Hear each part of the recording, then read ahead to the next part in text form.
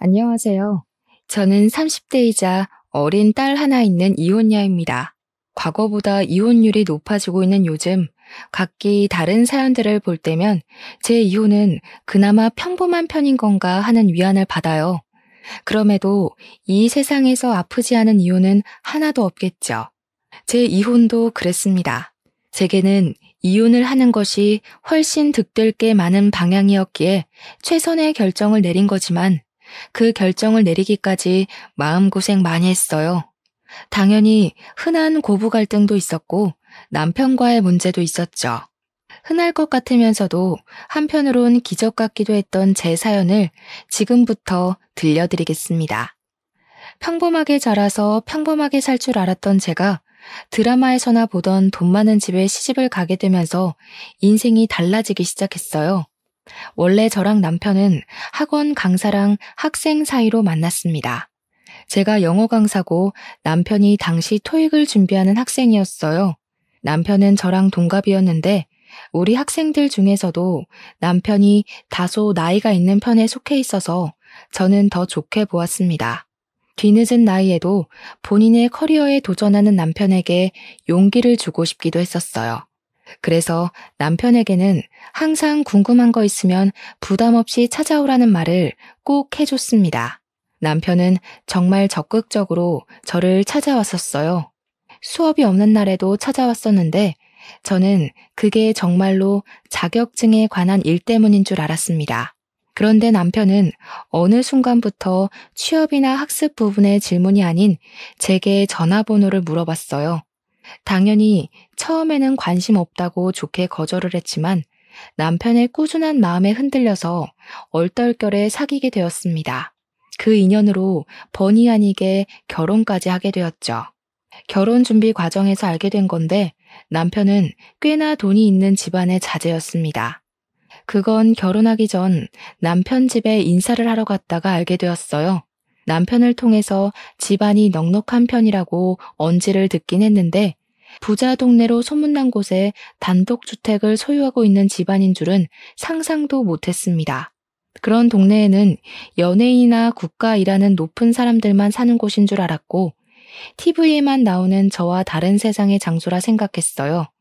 만약 결혼을 약속하기 전에 남편 집안이 우리 집안과 상당한 수준 차이가 난다는 걸 알았더라면 솔직히 이 결혼에 대해 고민해 봤을 것 같네요. 제가 왜 이런 생각을 했냐면 시부모님께 인사하러 갔을 때 시모가 제게 제일 먼저 이런 말을 했기 때문인데요. 아가씨가 강남 학원 강사가 아니었으면 우리 아들 짝으로 허락 안 했을 거예요. 내 말은 우리 아들 책임지고 공부랑 자격증 좀 따게 가르치라고 허락해준다는 거예요. 그 정도로는 쓸모 있어 보이니까. 처음엔 시모의 말을 듣고 당황했습니다. 그때만 해도 시모의 성격이 보였다기보다는 머릿속이 새하얘져서 내가 잘못 들었나 의심할 뿐이었어요.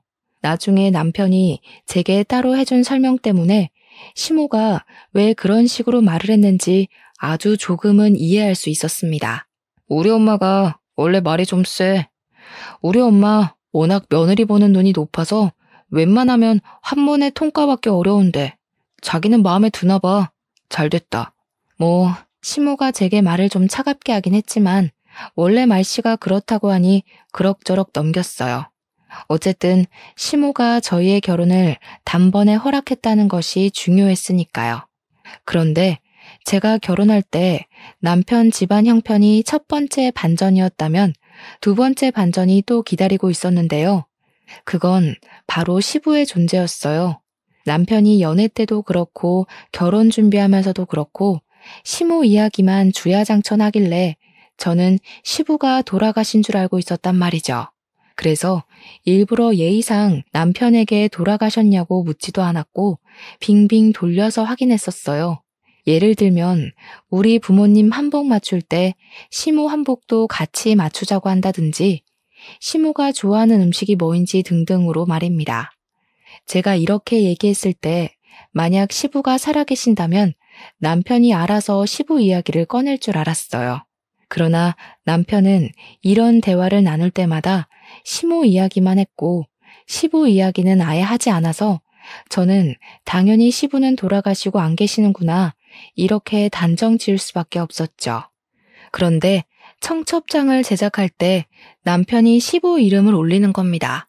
그걸 보고 얼마나 당황했는지 몰라요. 제가 남편에게 누구냐고, 시부냐고 물었더니 남편이 표정 하나 바뀌지 않고 고개를 끄덕이면서 그렇다고 하더라고요. 지금 대답이 중요한 게 아니잖아요. 저는 시부가 있다면 왜 소개를 안 시켜줬는지 그것에 대한 설명이 듣고 싶어서 물은 거였어요. 실제로 남편은 저를 시모에게만 인사시켜줬거든요. 상견례도 시부 없이 시모와만 했어요.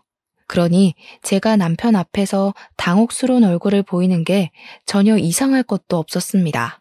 저는 남편에게 대체 왜 시부가 있다고 말하지 않았냐 묻자 남편이 별일 아니라는 듯 한마디를 던졌습니다. 사이가 안 좋아서 신경 쓸 거 없어. 원래 오래전부터 없는 사람이나 마찬가지였으니까. 그게 다였어요. 남편의 대답에 황당해서 말문이 턱 하고 막히고 말았습니다. 아니, 아무리 사이가 안 좋다고 한들 결혼을 하게 될 사이인데 부모님을 전부 다 소개해줘야 하는 게 아닌가요? 그리고 결혼식장에 부르는 걸 보니까 시부모님이 이혼한 것도 아닌 것 같은데 남편에게 슬쩍 물어도 제대로 알려주지 않으니 혼자서 시부모님의 관계를 추측만 해봐야 했는데요. 시부모님이 아마 이혼은 하지 않고 별거만 하고 있었던 게 아닐까. 그땐 그렇게 예상했습니다. 소개를 시켜주지 못할 정도로 사이가 안 좋았다면 그런 사정이라고 말이라도 해줄 것이지. 시부의 존재를 알게 된 순간 저는 마치 죽은 사람이 도로 살아난 것처럼 당황스러운 기분을 느꼈습니다. 남편은 결혼식 때에 제게 처음으로 시부를 먼저 언급했었는데 그것마저 황당한 주의였습니다.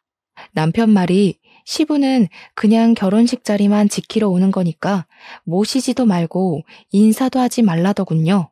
시부와는 같이 안 살아서 결혼식 때 말고는 볼 일도 없다면서 말이죠. 그런 경고 아니더라도 어차피 시부 되는 분과는 인사를 못했어요. 결혼식이 끝나자마자 시부가 사라졌거든요.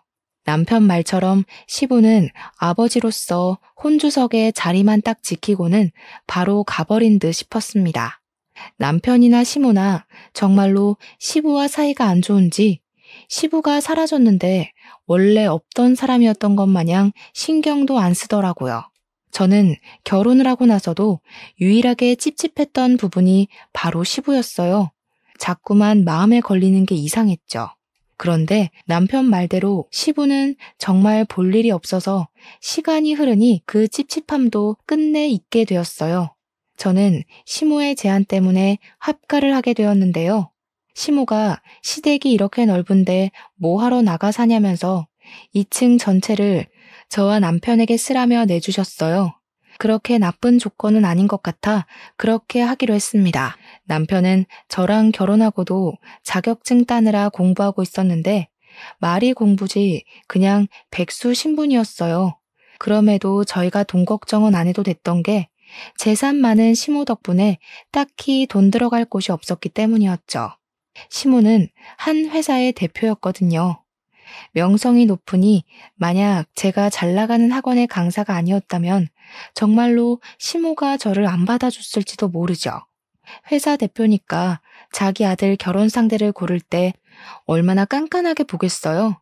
웬만한 여자들은 눈에 차지도 않았을 겁니다. 저는 시모와 딱히 부딪히는 부분은 없었어요. 시모의 말투가 차가운 것만 아니면 제가 시모에 대해 불만 품을 일이 없었습니다. 그런데 어느 날부터 저희 관계가 좀 이상하게 틀어졌어요. 그게 언제부터였냐면 제가 학원 쉬는 날이었는데요. 시모가 외출하고 남편도 약속이 있다고 외출해서 집엔 저 혼자 있을 때였어요. 그때 누군가가 무단으로 집에 들어오는 소리가 들렸습니다. 주방에 있던 제가 기척에 깜짝 놀라서 나가봤어요. 도둑인가 강도인가 떨리는 심장을 부여잡고 마주한 사람은 뜻밖의 인물이었는데요. 다름 아닌 결혼식 때 보고 한 번도 본 적 없던 시부인 겁니다. 시부를 다시 만나게 된 건 제가 남편과 결혼한 지 4개월이 되던 해였습니다. 아, 새아가 있었니? 집에 아무도 없지? 내가 뭐 좀 찾을 게 있어서 들렸다. 나 신경 쓰지 말고 볼일 봐라. 시부는 얼떨떨한 저를 두고 어딘가로 향했는데 그곳은 시모가 쓰고 있는 안방이었어요. 저는 거실에 덩그러니 서서 시부가 나오길 기다렸습니다. 한참 있다가 시부가 안방에서 나왔는데 들어올 때는 없던 짐가방을 메고는 금세 나가버리셨어요. 그 싱거웠던 순간이 시부와의 두 번째 만남이었습니다. 시부와 세 번째 만남까지는 더 얼마 안 걸렸어요.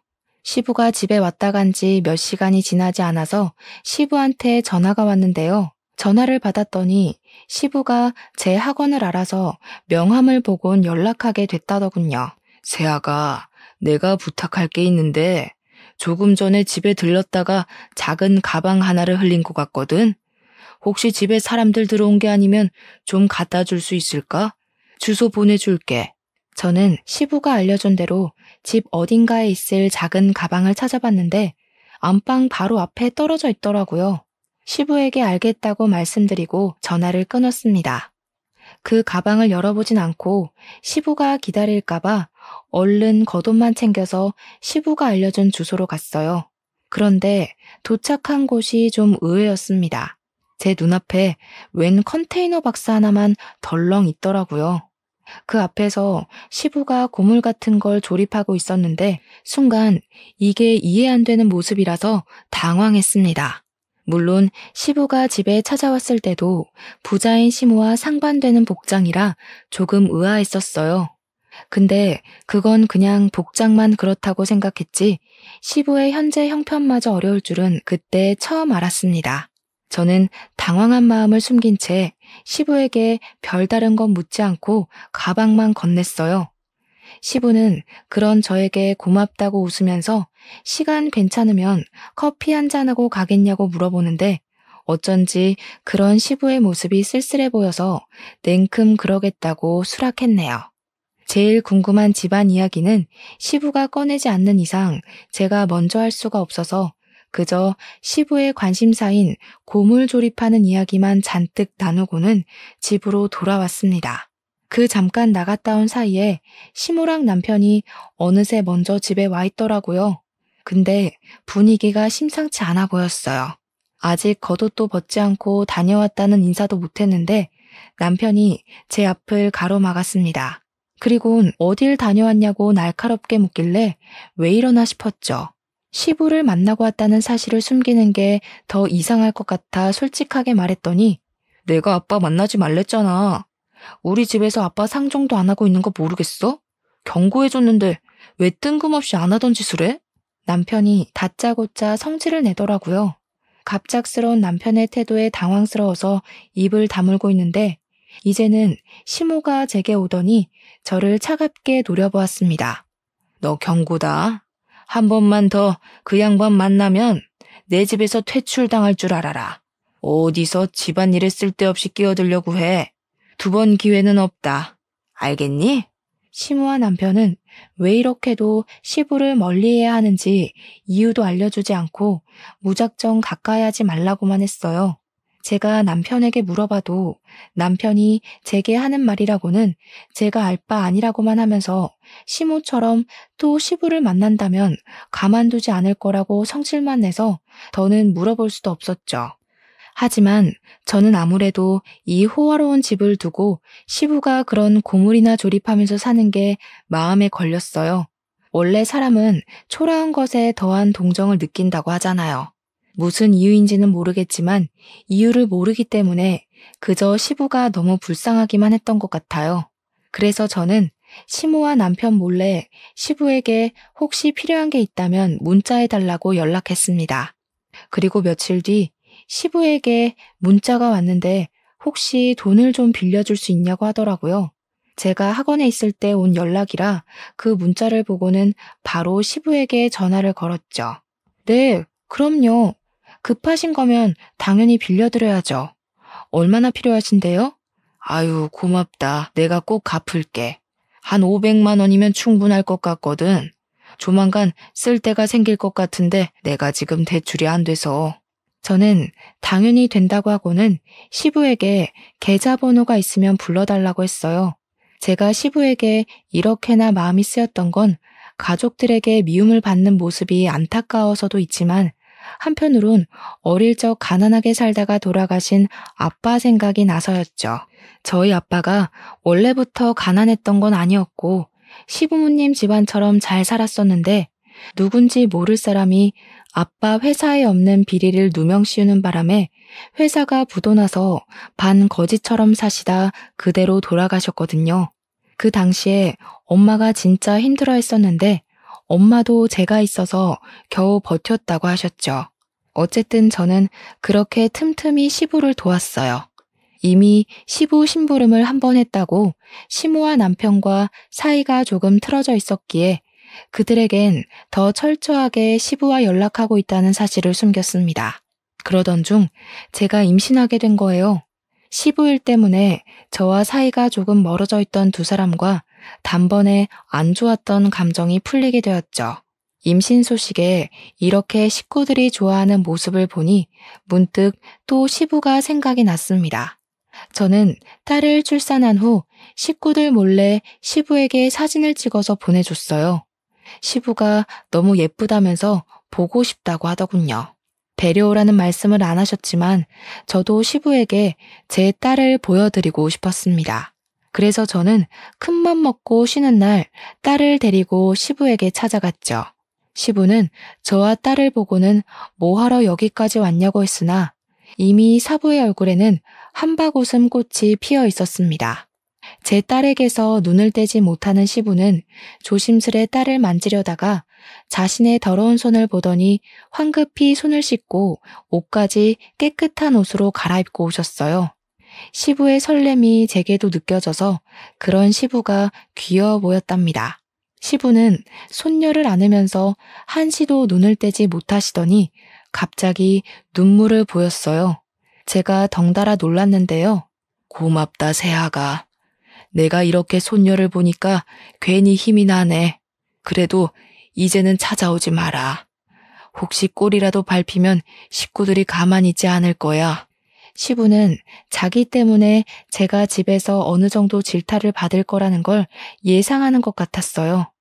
저는 그제야 시부에게 대체 무슨 일이 있는 거냐고 물어봤지만 시부는 나중에 다 알려주겠다고만 했습니다. 결국 저는 또 이 가족 간의 심각한 문제를 알지 못한 채 귀가해야 했어요. 그런데 문제는 지금 당장의 제 처지였습니다. 저는 집에 들어서자마자 소금 폭탄을 맞게 되었죠. 제가 딸을 안고 있었는데 딸에게도 소금이 들이부어져 깜짝 놀랐어요. 제 눈 따가운 건 느낄 새도 없이 얼른 딸을 살피기 바빴죠. 건방진년이 하지 말라는 짓을 자꾸 하네. 내가 지난번에 너무 시시하게 넘겼지? 나 분명 말했다. 2번 기회는 없다고? 무슨 소리 하시는 거예요? 대체 왜 이러시는 건데요? 아무리 감정 상하셔도 그렇지 아기한테까지 소금을 들이부으시면 어떡해요? 사람 경고를 무시했으면 그만한 대가를 맞아야지. 네가 언제 한번 그 양반 더 안 만나나 했다. 너 이 집에서 나가라. 네가 뭘 잘못했는지 알기 전까진 내 집에 들어오지 마. 시모는 제게서 애를 빼앗아갔고 남편은 혼자가 된 저를 그대로 집 밖으로 쫓아내 버렸습니다. 아무래도 시모가 남편에게 제 뒤를 밟으라고 시켜서 그동안 남편이 제 뒤를 밟고 있었던 것 같았어요. 대문 밖으로 쫓겨난 저는 억울해서 문을 두들겼지만 끝내 문은 열리지 않았어요. 결국 저는 대문 앞에서 새벽 내내 벌벌 떨다가 아침이 되어서 집으로 들어갈 수 있었습니다. 그것도 시모가 출근해야 하니까 문이 열리는 덕에 들어갈 수 있었죠. 그날로 저는 남편과 각방을 썼는데요. 정말 소름 돋게도 남편은 시모와 같은 방을 썼습니다. 다 큰 성인 남자가 엄마랑 같은 침대에서 잠을 자다니 좀 징그럽고 소름이 돋더군요. 아무튼 밥도 시모랑 남편 둘이서만 먹고 치우고는 이 집에서 완전히 저를 없는 사람 취급했어요. 둘은 마치 영혼의 단짝처럼 저를 따돌리고 있었습니다. 유치한 행동에 어처구니가 없던 저는 남편에게 어떻게 다 큰 성인이 엄마랑 같이 자냐고 따져 물었지만 그럴 때마다 남편이 시모에게 고자질하는 바람에 시모가 제게 와서 다시 따지는 레퍼토리가 계속해서 반복되었어요. 저와 남편의 사이는 멀어질 거리도 없는 줄 알았는데 시모 문제 때문에 그보다 더 멀어지게 됐습니다. 저는 마지막 카드로 남편에게 내가 집을 마련할 테니 분가하자는 말을 던졌어요. 제정신이냐? 내가 수백억 두고 뭐하러 너랑 나가서 살아. 난 죽을 때까지 엄마 못 떠나. 우리 엄마랑 같이 지내는 게 그렇게 못 견디겠으면 차라리 이혼해. 알고 보니 남편은 시모가 가진 재산 때문에 시모 말이면 별도 달도 전부 따다 줄 것처럼 복종적인 사람이었어요. 재산도 어느 정도면 모르겠는데 수백억이라고 하니까 남편이 그 재산을 오로지 받으려고 시부까지 버린 거라고 하더군요.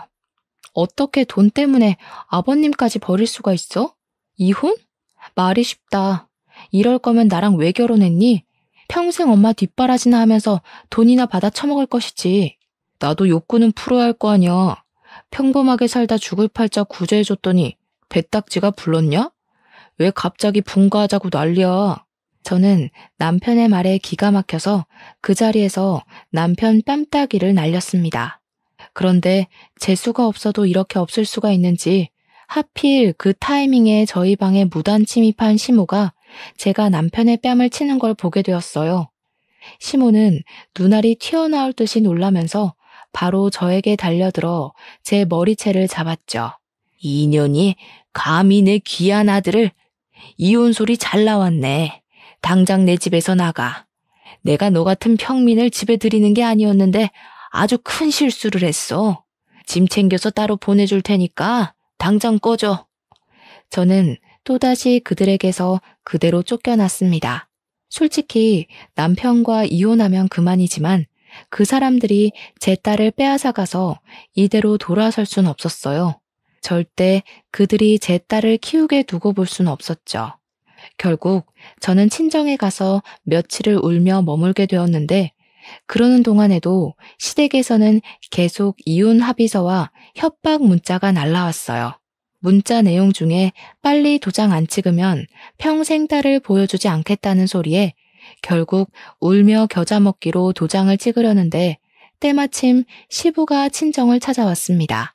좀 당황스러웠어요. 시부랑 저희 친정이랑 이렇게 사적인 만남을 가질 건더기가 없어서 시부의 등장은 무척 뜬금없었습니다. 저는 너무 놀라서 제대로 된 인사를 못 드렸어요. 그저 시부에게 저희 친정집을 어떻게 알고 찾아왔냐고만 물었습니다.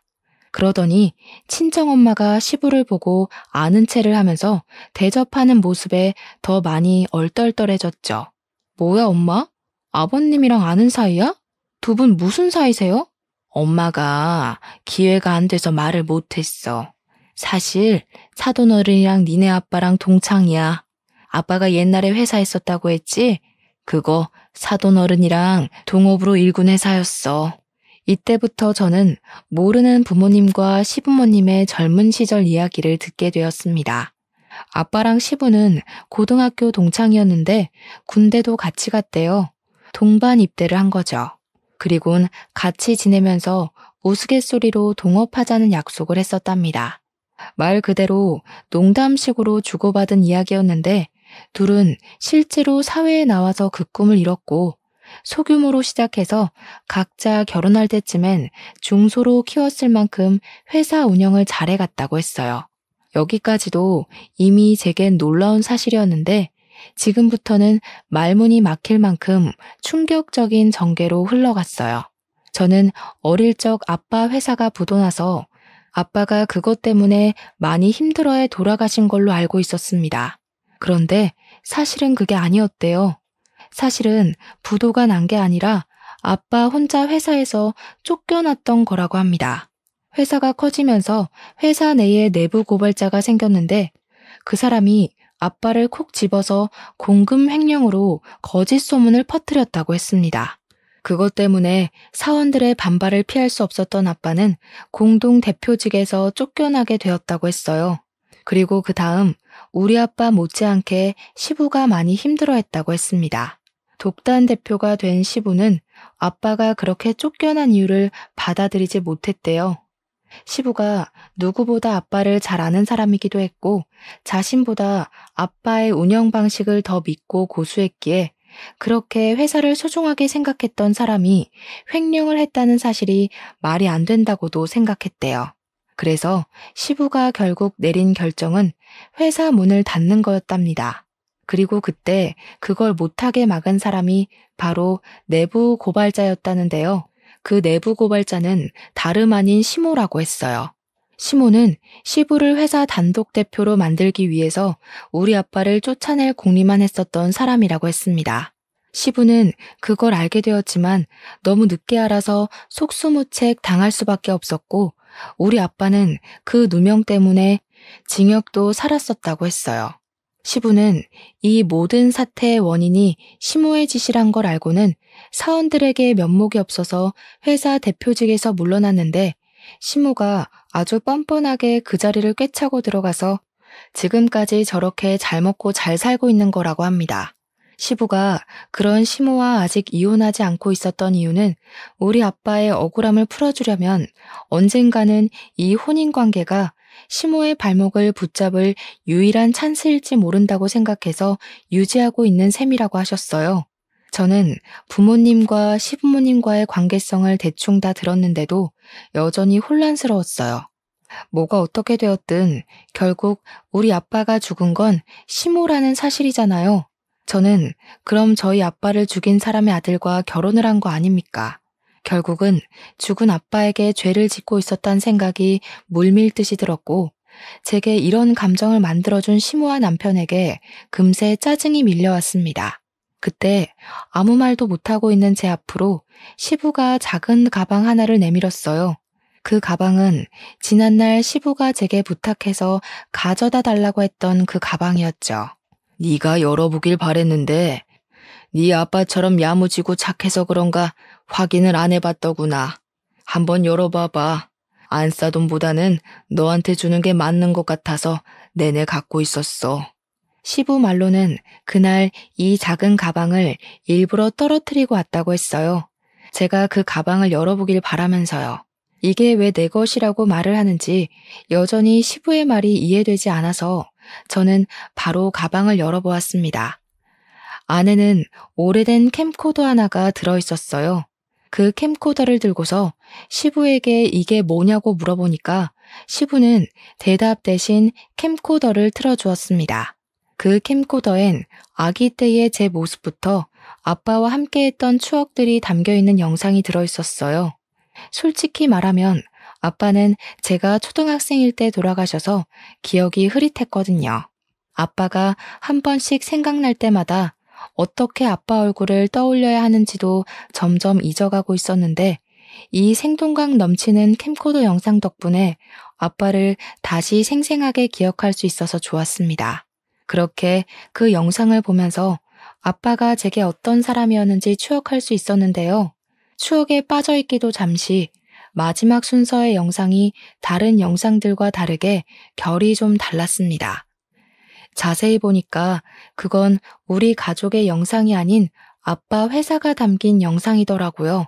아빠는 회사에서 캠코더를 재생시키곤 제게 보여줄 회사 사무실 영상을 찍으려고 했던 것 같았어요. 그러다 누군가가 아빠를 찾아왔고 캠코더를 만지던 아빠가 미처 녹화를 끄지 못해서 찍혔던 영상인 듯 보였죠. 아빠를 찾아와 영상을 방해한 사람은 젊은 여성이었습니다. 처음엔 누군지 바로 알아보질 못했어요. 그런데 날카롭고 차가운 목소리가 흘러나오자마자 그 여자가 바로 젊은 시절의 시모구나 라는 걸 알아챘습니다. 분명 내가 순순히 나가라고 했죠. 험한 꼴 당하고 싶어서 버티는 거예요? 나 한다면 하는 사람이에요. 이미 여기 회사 어떻게 돌아가는지 내부 사항도 잘 알고요. 용석이한테 다 얘기하기 전에 그만하시죠. 여기 제 회사기도 하거든요. 아무리 재수 씨라도 무슨 권한으로 나가라 마라 하십니까? 점점 도가 지나치는데 자꾸 이러면 친구 와이프고 뭐고 출입 금지 시킬 거예요. 역시 말이 안 통하시네. 그런 마인드로 무슨 사업을 한다고? 우리 신랑한테 고자질할 수 있으면 해보세요. 그 전에 이 회사에 버티고 있을지는 모르겠지만 그쪽 와이프랑 어린 딸 하나 있다고 했죠? 이제부터 그쪽 때문에 손가락 빨고 살게 될 거예요. 집안 가장이면 자존심을 택하기 전에 가족들 처지를 먼저 살폈어야지. 시모는 시부와 결혼하고 얼마 안 돼서 시부 몰래 아빠를 이런 식으로 계속 협박하고 있었던 거였어요.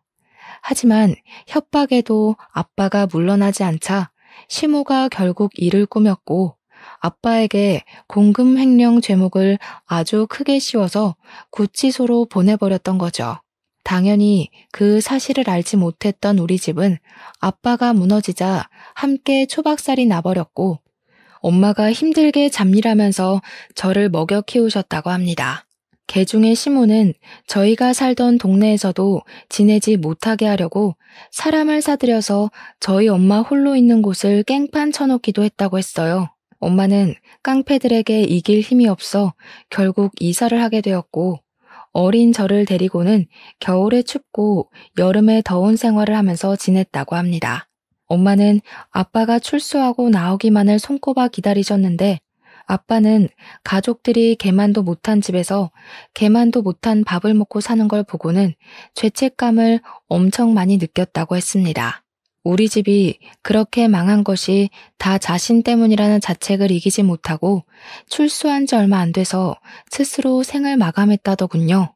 아빠의 죽음은 엄마를 무너뜨렸지만 아빠가 죽고 나서 나온 사망보험금은 좌절스럽게도 저희를 숨쉬게 해주었어요. 엄마는 차마 아빠의 목숨값을 함부로 쓸 수 없었으나 사람들이 먹다 버린 음식을 몰래 주워 먹으려는 제 모습을 보고서 마음을 다잡고 죽을 힘을 다해 가세를 일으켰다고 했습니다. 그 말을 듣는데 대체 시모가 우리 집안에 무슨 짓을 한 건지 정말 소름이 끼치더라고요. 이건 직접 손에 피만 안 본 거지 저희 식구를 몰살한 거나 다름없다고 생각했습니다. 시부도 처음엔 우리 아빠가 진짜 공금 횡령이라도 한 줄 알았었대요. 그런데 나중에 시모가 본인 입으로 전부 말해줘서 그때 이 모든 게 누구 짓인지 알았답니다. 시부는 모든 걸 바로잡으려고 했으나 아빠가 시모의 계략 때문에 현생을 떠났다는 소식을 듣는 바람에 차마 엄마와 저를 찾아올 면목이 없어서 세상을 배회하기만 하고 살았대요. 한 번도 네 아빠를 잊은 적이 없는데 솔직히 가끔은 더 이상 세상 시끄럽게 하지 말고 이대로 살다가 너희 아빠에게 용서하러 가볼까 그런 생각도 했었다. 그런데 갑자기 내 아들이 결혼을 한다고 찾아왔더라. 아들이 청첩장을 던져주면서 혼주성만 지키고 바로 가라더라고. 내가 사돈댁에 괜한 소리 할까봐 걱정이 됐겠지. 자기 아들에게 그런 식으로 청첩장을 받는 것이 치욕스러웠으나 시부가 다시 마음을 단단히 먹게 된 이유는 그 청첩장 때문이었다고 했습니다. 청첩장에 사돈 이름을 보고 낯이 익어서 한참 들여다봤었대요. 저희 엄마 이름이 좀 독특합니다. 저도 살면서 동명이인을 만난 적이 없어요. 그래서 제가 이곳에 엄마 성함을 밝히지 못하는 거 양해 부탁드립니다. 아무튼 시부가 저희 엄마 이름 때문에 혹시나 해서 결혼식을 꼭 참석했었다고 해요. 엄마 이름이 아니었다면 결혼식 때 잠적했을 수도 있었다고 하시네요. 그렇게 결혼식을 찾아온 시부는 식장에서 엄마를 만났다고 했습니다. 시부는 엄마를 보면서 아빠가 한번 소개해줬던 여자라는 걸 단번에 알아봤대요. 엄마도 시부를 바로 알아보곤 주춤거렸다고 합니다. 두 분은 모든 사람 몰래 연락처를 교환했고 결혼식이 끝나고도 저 몰래 연통하면서 주기적인 만남을 가졌답니다. 만나서는 시모를 망가뜨리려는 계획을 비밀리에 준비하기 시작했다네요. 그래서 시부가 결혼식 이후 4개월 만에 시댁에 나타난 것이 슬슬 복수를 실현시키기 위해서였다고 했습니다. 시부는 제게 빌려갔던 500만 원도 복수를 위해 사용했다고 했어요. 몇십 년 만에 다시 회사 대표처럼 빼고 광내서 본인의 회사를 찾아갔다고 했어요. 자기가 대표로 있을 때는 젊었던 사원들이 어느새 나이가 들어서 대부분 간부 자리까지 승진해 있었다더라고요. 그분들은 고맙게도 시부를 잊지 않고 있었고 시부의 등장으로 그날 저녁에 몰래 만남을 가졌다고 했습니다. 시부는 제게 빌린 돈으로 그분들에게 식사 접대를 해주면서 시무의 비리에 관한 증거물을 잔뜩 부탁했답니다. 그러려고 제게 돈을 빌려달라고 하신 거였어요. 아무튼 시부가 회사 간부들에게 받아낸 정보들은 대단했습니다. 아빠는 억울하게 누명을 썼지만 시무는 진짜 공금 횡령을 하고 있었거든요. 누구도 모르게 제 남편 명의로 된 통장으로 돈을 야금야금 빼내고 있었던 사실이 드러났어요. 그뿐만이 아니라 간부 직원들이 시모의 성과를 버티기 어려웠는지 시모의 횡포를 추가로 고발해주는 덕에 시모를 고소하기 위한 증거를 모으기는 식은 죽 먹기였다고 했습니다. 그들은 시모 다음 차기 대표로 대기하고 있는 제 남편도 맡고 싶어하는 듯 했어요. 제가 회사 운영에 대해 잘은 모르지만 남편 같은 대표라면 당연히 뿌리도 못 내리게 막는 것이 맞는다고 생각했어요. 아무튼 시부는 받은 증거물을 가지고 바로 시모를 소송했습니다.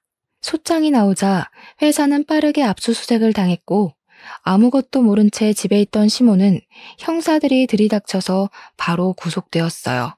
저는 그 소식을 시부에게 뒤늦게 전달받고서 빼앗긴 제 딸이 걱정돼서 급하게 시댁으로 갔습니다. 그러자 남편이 어수선하게 집을 돌아다니다가 집에 들어온 저를 발견하고는 곧바로 멱살을 잡더군요. 네가 우리 엄마 깜빵 보냈지? 제정신이냐? 반항도 정도껏 해야지.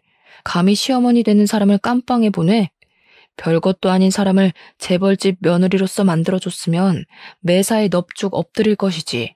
이게 지금 뭐하는 짓이야? 왜? 네 돈줄 끊기게 생겨서 불안하니? 네 엄마 때문에 우리 아빠는 죽기까지 했는데 고작 수갑 차는 걸로 이렇게 화내면 곤란하지. 재산 잃는 게 겁나는 거면 이제 회사 대표는 네 아빠일 텐데 마마보이 타이틀 버리고 파파보이 해보던가. 너랑 결혼까지 하는 게 아니었는데 그냥 갖고 놀다 버릴 걸 그랬나 봐. 선생이라고 어디 써먹을 때 많을 것 같아서 결혼했더니 정말 똑똑한 척하는 골빈년이었네. 얼마나 할 짓이 없었으면 우리 아빠랑 손을 잡고 남편을 망가뜨린대. 할 짓이 없어서 망가뜨린 게 아니라 너랑 네 엄마는 둘이서 애초에 삽질만 하고 있었던 거야. 둘이서 짝짝쿵 잘 맞아서 머리 잘 굴렸던 게 아니고 그냥 자만에 취해서 뒤에서 무슨 일이 일어나고 있는지 살피지도 못하는 장님이었던 거라고. 어쨌든 위자료 두둑하게 준비해놔. 곧 소송장 날아갈 테니까. 저는 남편에게 이혼 위자료, 정신적 배상, 양육비를 준비하라고 했습니다. 그러고는 제 딸을 안고 그 집을 나왔어요. 부잣집 동네라고 신기해서 발을 들였던 때가 엊그제 같은데 이런 봉변을 당하고 이런 악연을 만들어서 나오게 될 줄은 상상도 못했습니다. 원래는 와보지도 못할 동네였다면 이제는 쳐다보고 싶지도 않은 동네가 되어버렸어요. 구속된 시모는 공금 횡령한 돈을 다 배상하라는 판결이 내려져서 엄청난 빚쟁이가 됐었습니다. 그 돈을 해결해야 돼서 남편은 커다란 시댁집을 내놓을 수밖에 없었을 거예요. 시부 말에는 그 집이 현재 부동산에 나와 있다고 하더라고요. 그리고 시모가 빠지자 공석이 된 회사 대표 자리에는 다시 시부가 들어갔습니다. 시부는 저와 엄마를 따로 초대해줬어요. 그래서 엄마랑 같이 시부 사무실에 화분을 들고 찾아갔습니다. 시부 사무실 안에는 아빠랑 같이 회사를 키우면서 수상했던 각종 상이나 해외 출장 사진 등이 걸려 있었어요. 그리고 시부 탁자에도 아빠랑 시부가 나란히 사무실 책상에 앉아서 웃고 사진이 작은 액자로 세워져 있었습니다. 문득 너무 감사했어요. 아빠가 정말 좋은 친구분을 두셨구나 생각하면서 그게 너무 다행이라고 생각했고 저도 누군가에게 또 누군가와 이런 친구 관계를 맺었으면 좋겠다고 동경스럽게 보기도 했습니다. 시부와 엄마는 서로 과거 얘기를 하면서 감사했다, 미안했다 같은 얘기를 한참 나누고 있었습니다. 그리고 시부 품에는 또 제 손녀가 안겨 있었어요. 이제야 1살을 넘긴 제 딸은 시부가 미리 사놓은 애착 인형이 마음에 드는지 시부 품에서 얌전히 그것만 조물락거리고 있었습니다. 제 딸이 저희 엄마 품에도 잘 안 안기려고 하는데 시부 품에선 가만히 있는 것 보면 한 번씩 신기했네요. 그리고 이제 그만 시부가 저희에게 식사까지 대접하겠다고 자리를 이동하려고 했습니다.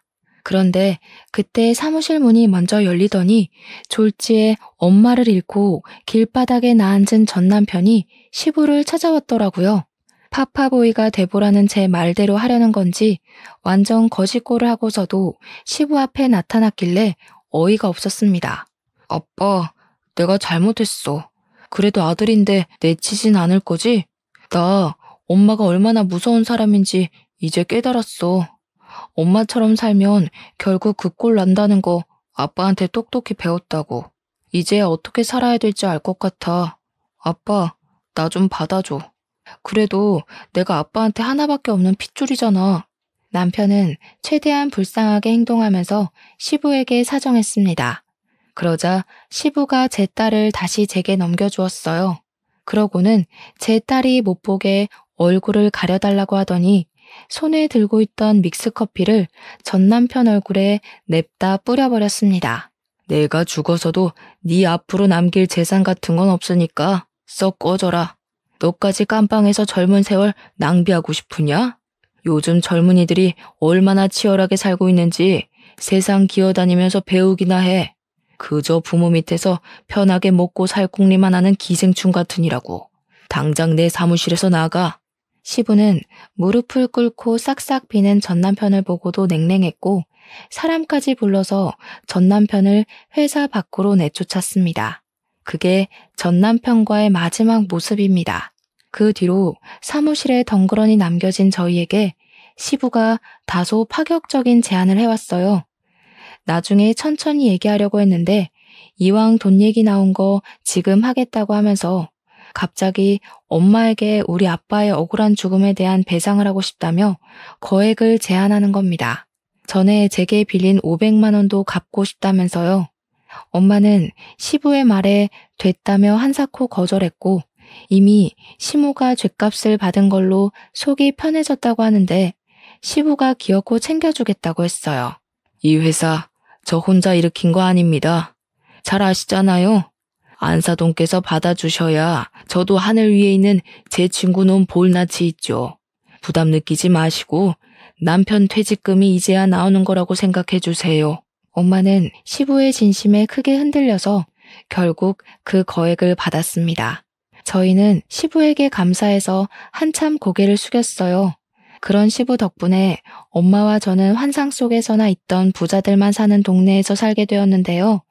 시댁이 있던 동네는 아니고요. 저희는 주택 말고 아파트로 갔어요. 몇십 년을 주택에서 살았다 보니까 엄마가 아파트에 살고 싶다고 하더라고요. 지금 엄마는 너무 예쁘고 큰 집에서 매일 아침 설레는 마음으로 눈을 뜨십니다. 평수가 얼마나 넓냐면 딸이 실내에서 움직이는 전동차를 타고 놀 정도예요. 저도 그런 집은 처음 살아봐서 기분은 좋더라고요. 그리고 가끔 시부가 손녀를 보러 집으로 놀러 오곤 하는데 빈손으로 오셔도 된다니까 올 때마다 꼭 선물을 들고 오세요. 손녀 선물이 한 70% 차지하고요. 30%는 저 엄마의 선물이네요. 시부는 우리 아빠를 생각해서라도 자신이 목숨이 다하는 날까지 저희 가족을 책임져 주겠다고 했는데 그게 시부에게 살아갈 의지가 되는 것 같아서 적극적으로 거부하진 못했어요. 이제는 죄송하단 말보다 감사하단 말을 더 많이 하면서 살고 있답니다. 제 사연은 여기까지예요. 흔한 이혼 소재였지만 그래도 제게는 살아생전 중 가장 큰 풍파였습니다. 이제는 한동안 꽃길만 걸었으면 좋겠네요. 청취자분들도 아픈 일 훌훌 털어버리시고 꽃길 걸으면서 행복하시길 바랍니다.